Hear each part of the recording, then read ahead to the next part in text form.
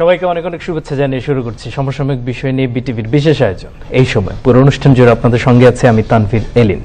দর্শক, এই অনুষ্ঠানে আমরা কথা বলে থাকি দিনের উল্লেখযোগ্য নানা ইস্যু নিয়ে এবং সমসাময়িক রাজনীতি নিয়ে। অনলাইনে আমরা সংযুক্ত করে নিই সংশ্লিষ্ট বিষয়ের একজন বিশেষজ্ঞকে। এছাড়াও সার্বিক বিষয় নিয়ে আমাদের সাথে আলোচনা করার জন্য স্টুডিওতে একজন বিশেষজ্ঞ উপস্থিত থাকেন। দর্শক, এই অনুষ্ঠানে আপনাদের যে কোনো ধরনের প্রশ্ন থাকলে আপনারা স্ক্রিনে দেখানো নাম্বারে ফোন করে আমাদেরকে প্রশ্ন করতে পারেন। এছাড়াও আপনাদের মূল্যবান মতামত আমাদেরকে জানাতে পারেন ফেসবুক কিংবা ইউটিউবে আপনাদের কমেন্টের মাধ্যমে। এই অনুষ্ঠানটি একযোগে প্রচারিত হচ্ছে BTV, BTV world, BTV Facebook page এবং বিটিভি ইউটিউব চ্যানেলে। এই পর্যায়ে আপনাদের সাথে আমি পরিচয় করে দেবো আমাদের অতিথিদের। আজকে আমার সাথে যিনি স্টুডিওতে অতিথি হিসেবে উপস্থিত আছেন তিনি হচ্ছেন আব্দুল জলিল ভূঁইয়া, সিনিয়র সাংবাদিক ও সাবেক মহাসচিব, বাংলাদেশ ফেডারেল সাংবাদিক ইউনিয়ন। জলিল ভাই, আপনাকে অসংখ্য ধন্যবাদ আপনার মূল্যবান সময় আমাদেরকে দেওয়ার জন্য। এছাড়াও আমাদের সাথে অনলাইনে সংযুক্ত হবেন ডক্টর মোহাম্মদ শামীম হাসান ভূঁইয়া, সিনিয়র আবহাওয়াবিদ ও প্রধান, ঝড় সতর্কীকরণ কেন্দ্র। আমাদের সাথে আরো সংযুক্ত হবেন জাহেদ সরোয়ার সোহেল, কক্সবাজার সংবাদ প্রতিনিধি, বিটিভি। আমাদের সাথে সংযুক্ত হবেন Imdadul Haque, senior reporter, channel 24, Patenga, Chittagong. এ পর্যায়ে আপনাদের সাথে আলোচনা শুরু করবো আমার স্টুডিও অতিথির সাথে। দর্শক, যেমনটি আপনারা জানেন যে আজকে ঘূর্ণিঝড় রেমাল আমাদের উপকূল অঞ্চল দিয়ে অতিবাহিত হচ্ছে এবং বেশ কয়েকটি এলাকায় মহাবিপদ সংকেত 10 নম্বর সংকেত দেখানো হয়েছে। চট্টগ্রাম সহ তার আশপাশে 9 নম্বর বিপদ সংকেত দেখানো হয়েছে। 10 নম্বর বিপদ সংকেত দেখানো হয়েছে পায়রা ও মোংলা সমুদ্র বন্দরকে। আমরা আশা করব যে সেই এলাকার প্রত্যেকেই যার যার নিরাপদ স্থানে অবস্থান করছেন এবং আশ্রয় কেন্দ্রগুলোতে অবস্থান নিয়েছেন। এই বিষয়টি দিয়ে আজকের আলোচনাটা শুরু করতে চাই। জলিল ভাই, আপনিও জানেন যে আজকে ঘূর্ণিঝড় রেমাল এটা খুবই মহা ঘূর্ণিঝড়ে পরিণত হয়েছে এবং 10 নম্বর মহাবিপদ সংকেত দেখানো হয়েছে। চট্টগ্রাম, নোয়াখালী, কুমিল্লা এই অঞ্চলগুলো সহ আরো কিছু এলাকাতে 9 নম্বর বিপদ সংকেত দেখানো হচ্ছে, পায়রা, মোংলাতে 10 নম্বর। এই বিষয়টা নিয়ে আরেকটু বিস্তারিত যদি আপনার কাছে কোনো তথ্য থাকে। না, এখানে ইতিমধ্যে আপনি জানেন যে কোথাও কোথাও আপনার এই ঝড়টি আঘাত আনা শুরু করেছে। বিশেষ করে আপনার কলাপাড়া এই সমস্ত জায়গাগুলোতে আপনি তো বললেন যে পায়রা এবং মোংলা, বিশেষ করে ইভেন কক্সবাজার, যে এই জায়গাগুলোতে আপনার পানি যেভাবে বাড়া শুরু করেছে, পানি যেভাবে বাড়ছে তাতে আমি দেখে আসলাম টেলিভিশনে যে যেভাবে পানিগুলি বাড়ছে এবং সবচেয়ে আসার কথা হলো যে ক্ষয়ক্ষতির পরিমাণটা যেন কম হয়। এই ব্যাপারে সরকারের যে সতর্কতামূলক ব্যবস্থাগুলো আছে আমি মনে করি সেই ব্যবস্থাগুলো পজিটিভ এবং ঠিক। যেমন আশ্রয় কেন্দ্রগুলো যে আছে সেই আশ্রয় কেন্দ্রগুলো আপনার যেমন মুজিব কেল্লা আছে, আপনার এই আশ্রয় মানে যত লোক থাকার কথার চেয়ে বেশি আশ্রয় কেন্দ্র আছে। ফলে মানুষ যদি ঠিক মতো চলে যায় তাহলে ক্ষয়ক্ষতি হবেই না, হয়তো বাড়িঘর ক্ষয়ক্ষতি হতে পারে এটা। তারপরেও আমি মনে করি বাঙালি তো এটা আপনার পৃথিবীর মধ্যে কিন্তু আপনার দুর্যোগ ব্যবস্থাপনায় বাংলাদেশ একটি উদাহরণ এবং এইটা বাংলাদেশের উপকূলীয় এলাকার মানুষজন এইটার সাথে অভ্যস্ত এবং তারা সেটার সাথে খাপ খেয়ে চলতে পারে। এক সময় ক্ষয়ক্ষতি খুব বেশি ছিল, মানুষের জীবন মরণের সমস্যা এক সময় ছিল। এখন আমি মনে করি যে এখন যে ব্যবস্থাগুলো গ্রহণ করা হয়, আপনার যত স্টাফ আছে সকলের ছুটি বাতিল করা হয়েছে। তো এমনি একটা অবস্থায় আমি মনে করি যে ঝড় তো হতেই পারে এবং এই ধরনের ঝড় আগেও হয়েছে। আপনার এখন আমাদের সতর্কীকরণ ব্যবস্থাগুলো এই অনুসারে যদি কাজগুলি করতে পারে, আমার ধারণা যে ক্ষয়ক্ষতি খুব বেশি হবে না। আরেকটি কথা হলো, আপনি জানেন এই ঝড়গুলো বা এই যে দুর্যোগগুলো হয়, এই দুর্যোগগুলো কিন্তু সারা পৃথিবীতে ক্লাইমেট চেঞ্জের কারণে এটা হচ্ছে। এই যে আবহাওয়া পরিবর্তনটা এবং ক্ষতিকর পরিবর্তনটা কেন হচ্ছে, এগুলো বাংলাদেশ কিন্তু এর জন্য দায়ী না। এটা যারা দায়ী তাদের চেয়ে বেশি ক্ষতিগ্রস্ত হচ্ছে বাংলাদেশের মতো উন্নয়নশীল বা আগামীতে যারা উন্নত দেশ হওয়ার চেষ্টা করছে তারা।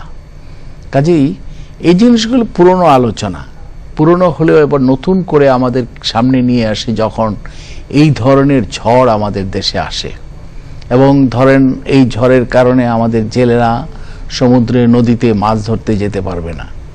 এটা একদিকে যেমন আপনার আমাদের অর্থনৈতিকভাবে ক্ষতি হবে, আরেকটা দিক হলো যে পরিবারগুলো আপনার এইটার উপরে নির্ভর করেই আপনার জীবন যাপন করে, তাদেরও ক্ষতিগ্রস্ত হওয়ার সম্ভাবনা থাকে। আমি এই কথাগুলো এখন এই জন্য তুললাম যে আশা করছি যে আপনি জানেন, যে আপনি নিজেই বলেছেন যে এখানে 110 থেকে 120 কিলোমিটার বেগে মানে গতিবেগ হতে পারে আবহাওয়া। তো এইটাকে আপনার কিভাবে মোকাবেলা করবে, এটাকে মোকাবেলা করার জন্য আমি যতটুকু প্রস্তুতি দেখেছি যে তারা প্রস্তুত আছে। আরেকটা হলো এর চেয়েও বেশি ইয়েতে হতে পারে।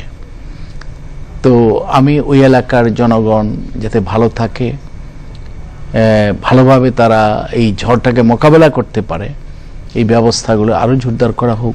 আপনি নিশ্চয়ই একটি জিনিস খেয়াল করেছেন যে আমাদের আবহাওয়া অফিস গত 2-3 দিন আগে বলেছে যে বঙ্গোপসাগরে একটি নিম্নচাপ দেখা দিয়েছে, এটি ঘূর্ণিঝড়ে রূপান্তর হতে পারে, এবং সেটাই কিন্তু ফলল, যে কারণে চট্টগ্রামকে গতকালকে 6 নম্বর বিপদ সংকেত দেখানো হয়েছিল, পরবর্তীতে এটা 9 নম্বর বিপদ সংকেতে নিয়ে আসা হয়েছে এবং ঘূর্ণিঝড়টা খুবই মারাত্মক আকার ধারণ করেছে। আপনি কি দেখেছেন বিগত দিনগুলোতে আমাদের কিন্তু এখন খুব ফ্রিকোয়েন্ট, আপনিও যেটা বললেন যে ঘূর্ণিঝড় হচ্ছে, বিভিন্ন জলবায়ু পরিবর্তনের কারণে নানা সমস্যা আমরা পড়ছি, কিন্তু ক্ষয়ক্ষতি বা মানুষের প্রাণহানির সংখ্যাটা কিন্তু একেবারে জিরো বলা যায়।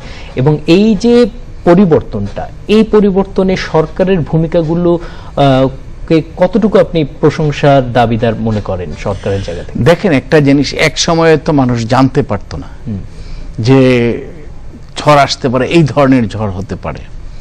এই বিপর্যয়গুলোকে তো আমরা কাটাতে পারতাম না, এটাকে আমরা একটা গজব হিসাবে দেখতাম। বিভিন্ন আমাদের কতগুলি আপনার কুসংস্কার ছিল।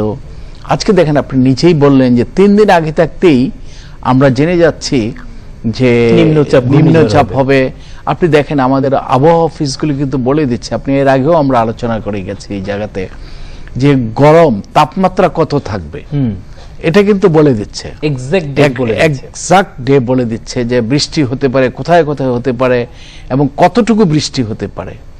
এই যে বাংলাদেশের এই দুর্যোগগুলিকে মোকাবেলা করার জন্য যে আবহাওয়া অফিসগুলো আপনার করা হয়, এবং আমাদের আবহাওয়াবিদরা এখনো পর্যন্ত তারা ভালোই করছে, এইরকম ভাবে আরো কিভাবে উন্নত করা যায় সেটা একটু চেষ্টা করতে হবে।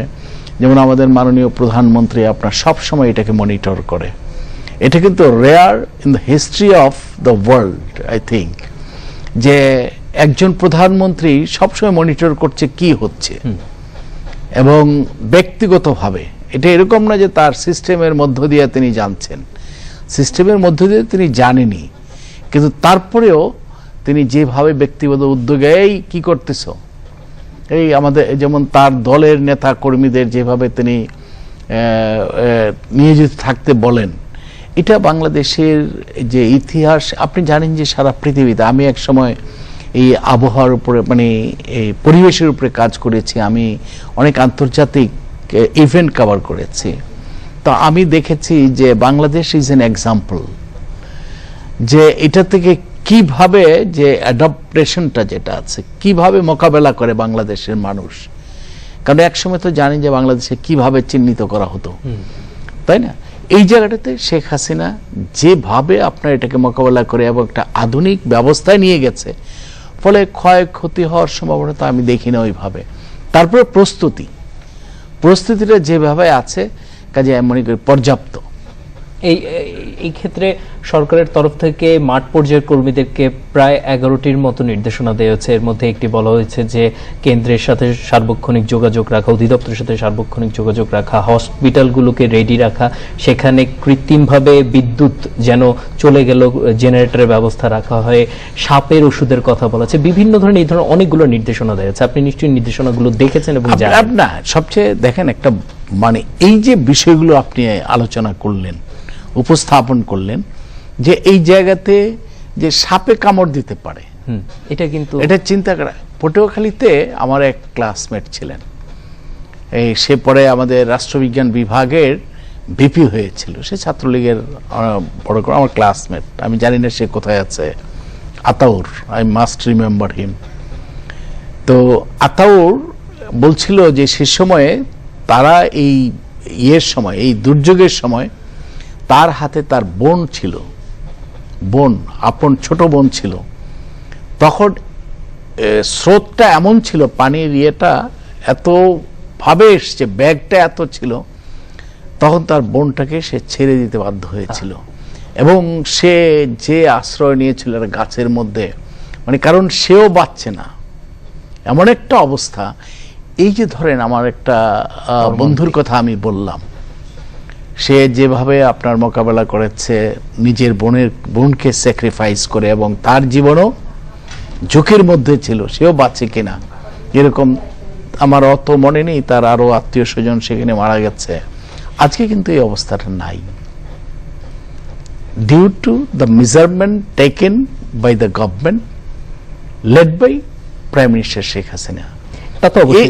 এই যে জিনিসটা আছে আপনার, এত সতর্কতামূলক ব্যবস্থা, যেমন এখানে আপনার একটা আছে যে স্বাস্থ্য মন্ত্রণালয় থেকে, স্বাস্থ্য অধিদপ্তর থেকে যেভাবে আপনার নির্দেশনাগুলো দেওয়া হয়েছে, আপনার খাদ্য মন্ত্রণালয় থেকে খাদ্য, এরপরে কি দুর্যোগের পরে খাদ্য, আপনি এই যে বিষয়গুলো আছে, সিঙ্ক একটার সাথে একটা কিন্তু সিঙ্ক। হ্যাঁ, এটা কিন্তু আপনার এই যে আপনার একটা ভালো চিন্তা করা এবং ম্যানেজমেন্টে আমরা আশা করি যাদেরকে নিয়োগ করা হয়েছে, যারা নিয়োজিত আছেন, তারা এটাকে আরো ভালোভাবে করবেন, যে এটা কারণ আমার দেশ, নাগরিকটা এর পাশাপাশি আপনি এটাও কি মনে করেন যে একটা সময় আসলে নাগরিকরা খুব একটা গুরুত্ব দিত না, বিকজ অফ ওই যে ঘুরে ফিরে দেখা যেত কি আবহাওয়া অফিসের ভুলভাল ইনফরমেশনের কারণে, আমি আজকে থেকে 20-22 বছর আগের কথা বলছি, যে তারা বলতো কি না আবহাওয়া অফিস 10 নম্বর বললেই কি এত হবে না, এই কারণেও অনেকে মারা যেত। বাট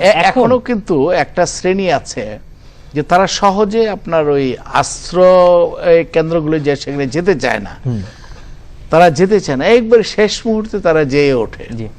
হ্যাঁ, এটা একটা আমাদের চরিত্রে কিছু জিনিস আছেই। জি, আমি আসবো আবার, আশা করি এটা আস্তে আস্তে পরিবর্তন হবে। আমি আমাদের একজন গেস্ট আমাদের সাথে সংযুক্ত